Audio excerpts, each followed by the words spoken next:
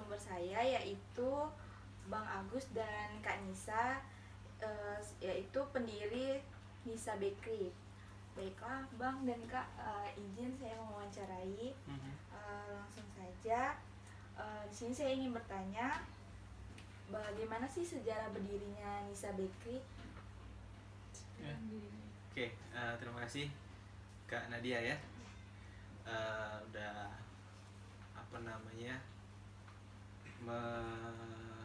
percaya kita ya untuk diwawancarai ya, berkaitan dengan Nisa Bakery. Jadi kalau ditanya tentang sejarah, sebenarnya Nisa Bakery ini awalnya dari Kak Nisa ya, dari istri saya. Sebelum menikah juga sebenarnya udah ada buat ya hanya sekedar posting-posting gitu ya, jualan online, PO. Jadi belum ada outlet gitu.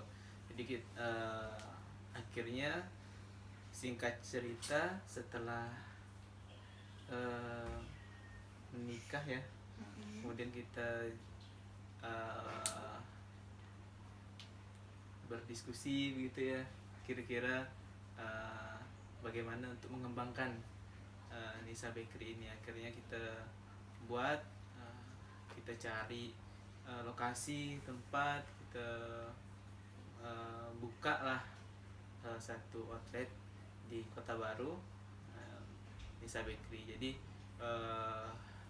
itu sih sekilas berkaitan dengan sejarah berdirinya Nisa Bakery. Jadi kalau penamaannya kenapa Nisa Bakery ya, karena nama ownernya sendiri ya, namanya Nisa Anissa. Jadi kasih nama Nisa Bakery. Ada tambahan enggak?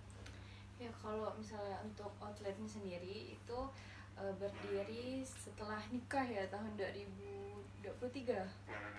Iya. Iya, sekitar beberapa bulan setelah menikah. Jadi itu berdiri outletnya. Jadi outletnya baru berdiri beberapa bulan. Iya, dari tahun 2023 ini ya, iya, baru tahu iya. Bulan Maret tepatnya. Betul ya? Bulan Maret. Kalau untuk PO penjualan di rumah itu udah dari sebelum nikah udah. Oh ya, jadi sebelum kita buka outlet itu kita juga sebenarnya keliling ya sih, bukan keliling ya, menitipkan gitu ya, produk kita ke tempat-tempat penitipan begitu. Jadi itu sebelum punya outlet ya. Jadi kita tuh udah berapa bulan menitipkan itu. Akhirnya lumayan menguras energi juga ya. Jadi kita kayak pengennya buka outlet nih, biar lebih nyaman. Jadi akhirnya buka di setelah menikah itu, tepatnya bulan Maret kalau nggak salah ya, tahun 2023. Jadi kalau dihitung kira-kira baru berapa nih, 9, 11 ya, baru 8 bulan, setengah tahun lebih lah, baru setengah tahun lebih. Apa sih tujuan dibangunnya outlet Nisa Bakery itu? Motivasi untuk membangunnya gitu. Motivasi sebenarnya kalau filosofis gini kan, usaha roti ini udah turun temurun dah dari keluarga Nisa ya, keluarga istri saya. Jadi dari datuknya itu udah punya usaha roti, kemudian orang tuanya juga, dan kita ya ibaratnya sebagai penerus lah ya, sebagai pewaris gitu ya.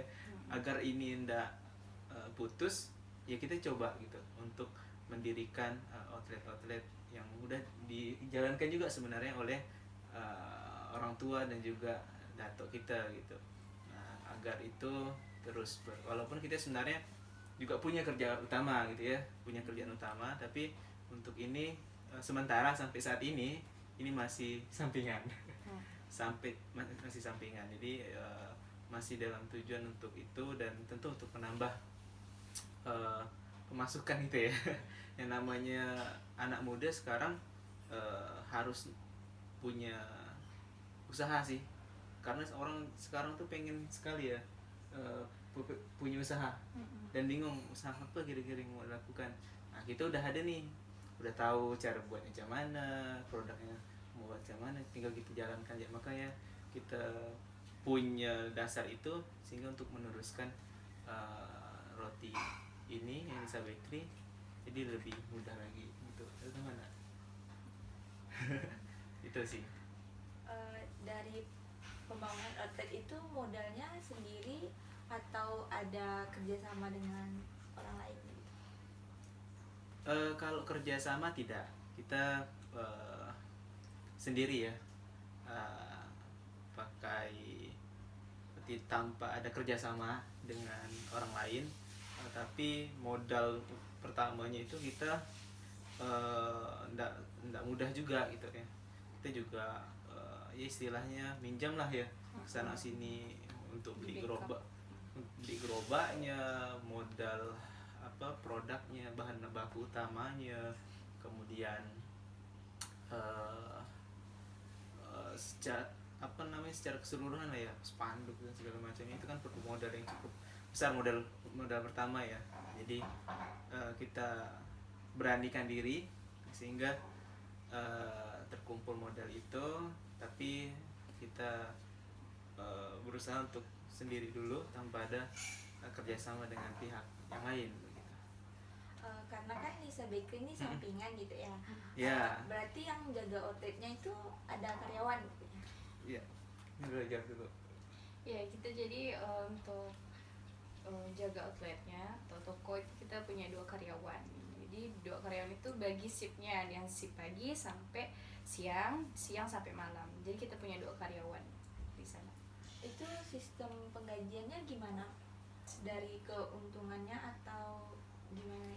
Oke, menambahkan sedikit tadi, kalau di awal-awal kita tanpa karyawan. Ya. Awal-awal itu kita ngerjain sendiri ya. Mm-mm. Oh ada satu. Satu. Di awal memang udah ada satu karyawan dan sisanya kan tidak mungkin karyawan tuh dari pagi sampai malam Iya, kan, sampai. karena kita buka dari pagi sampai malam. Jadi yang pagi sampai sore itu ada karyawan, kemudian sore sampai malam itu kan pulang kerja langsung jaga gitu ya. Nah, tapi karena tenaga tidak cukup, Ya. jadi kita cari karyawan baru lagi. Jadi udah 2 karyawan sekarang alhamdulillah. Dan kalau ditanya upah ya, penghasilan karyawan tentu dari pendapatan dari omset, dari omset penjualan kita. Nah, jadi kalau karyawan itu kita sistemnya per hari tapi dibayar bulanan. Nah, jadi hitungan misalnya kalau hari ini kita tidak jualan maka tidak dihitung. Nah, jadi kita baru kita akumulasikan, kita jumlahkan semuanya berapa hari kerja dalam 1 bulan itu, apakah full 1 bulan ya. So, kalau full 1 bulan itu sekian gitu ya, sebut nominal kan? Nggak apa-apa, nggak disebut. Oh, oke. Standar lah ya, standar untuk menjaga gerobak gitu ya, outlet ya, kurang lebih segitu. Dan tadi sistemnya seperti itu, jadi pakai harian. Tapi kita bayarnya bulanan dan kita berkesepakatan nggak harus bulanan ya kan. Tergantung karyawan kita kebutuhannya apa, mau per setengah bulan boleh, per 1 minggu boleh begitu. Tapi udah ada kesepakatan di awal gitu, apakah dalam masa kerjanya ini mau diambil 1 bulan atau mau dalam 1 minggu atau mau per hari begitu. Itu dibuat kesepakatan di awal. Tapi di 2 karyawan kita ini semuanya ngambilnya 1 bulan. Mengenai laporan keuangannya nih, itu masih manual atau udah ada penyusunannya gitu? Untuk laporan keuangan sampai saat ini, karena kita juga masih baru, masih belajar, masih banyak yang harus dibenahi. Untuk keuangan kita masih manual. Jadi laporan keuangannya itu dari penjualan itu dicatat semuanya. Jadi pencatatannya berapa setiap orang yang beli itu dicatat Ya setiap ada pelanggan kita yang membeli roti kita, ditulis jumlahnya berapa. Satu orang datang beli 10 misalnya, tulis 10, kita udah ada buat kertasnya, bukunya sudah ada, jadi tinggal ditulis aja tuh, wah yang ada yang beli nih, beli 10 tulis 10, beli 50 tulis 50 begitu. Nah jadi ditulis seperti itu, baru nanti pas mau tutup toko pada malam hari baru kita jumlahkan semuanya berapa. Nah, itu udah, itu baru kita hitung semuanya udah dapat, baru kemudian kita bagi. Nah di saat itu kita langsung bagi modal bahan baku untuk buat roti lagi ya, karena kita tidak pakai stok bulanan gitu ya, kita belanjanya itu harian. Jadi nanti setelah tutup baru kita belanja. Nanti misalnya tutup jam 10, jam 11 itu kita baru belanja ke pasar ya, jadi jam 11 kita beli bahan bakunya untuk produk buat rotinya. Karena kita buat itu biasanya subuh ya, ada iklan jam 2, jam 4 begitu ya. Jadi baru kita bagi lagi untuk apa dari omset itu untuk karyawan. Udah kita sisihkan, baru nanti kita bagi lagi untuk beli isian, karena kita menggunakan isian ya rotinya ya, ada isian, ada apa namanya topping semuanya itu.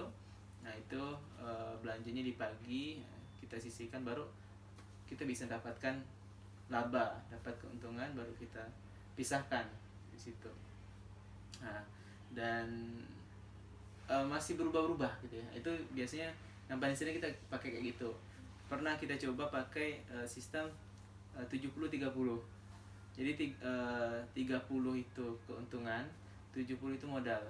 Jadi 30 itu kita ambil langsung, baru 70 itu kita simpan untuk modal hari itu. Sisanya baru kita simpan terus gitu ya, sampai apa namanya akhir bulan baru kita jumlahkan lagi gitu. Kalau untuk penentuan harga satu piecesnya tuh ngitungnya gimana? Kalau sebenarnya kita ngikutin pasar sih.